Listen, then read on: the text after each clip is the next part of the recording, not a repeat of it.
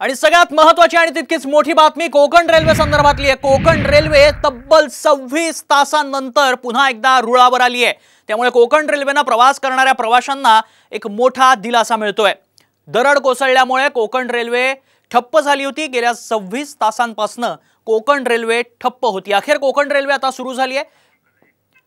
अधिक माहिती जाणून घेणार आहोत आमचे प्रतिनिधी अमोल सध्या आपल्या संपर्कात आहेत। अमोल, 26 तास लोटलेत आणि अखेर कोकण रेल्वे सुरळीत झाली आहे, काय अधिक तपशील? नक्कीच 26 तासांनंतर कोकण रेल्वे ही आता सुरू झालेली आहे। पहिली ट्रेन ही आता मुंबईच्या दिशेने रवाना झालेली आहे। दिवाणखवटी त्याच्या नातूवाडी बोगदा जो आहे त्या भागामध्ये मोठी दरड कोसळली होती आणि या मार्गावरची वाहतूक ही पूर्णपणे ठप्प झाली होती।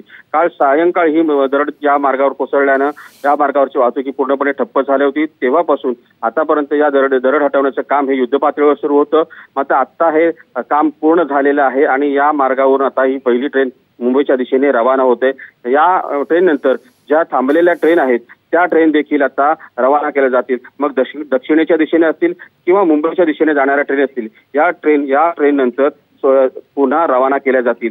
तत्पूर्वी जे प्रवासी स्टेशनवरती अडकले होते त्यांना मुंबईच्या दिशेने पाठवण्यात आलेले आहे। एसटीची व्यवस्था देखील या ठिकाणी केली होती। अनेक प्रवासी खासगी वाहनांमधून देखील रवाना झाल्याचं चित्र या मार्गावरून पाहायला मिळालं। मात्र आता अखेर 26 तासांनंतर कोकण रेल्वे जी आहे त्या ट्रॅकवर आल्याचं चित्र पाहायला मिळतंय। नक्कीच अमोल, धन्यवाद आपण दिलेल्या सगळ्या सविस्तर माहितीसाठी। त्यामुळे अखेर 26 तासांनंतर कोकण रेल्वे पूर्वपदावर आल्याचं पाहायला मिळालंय।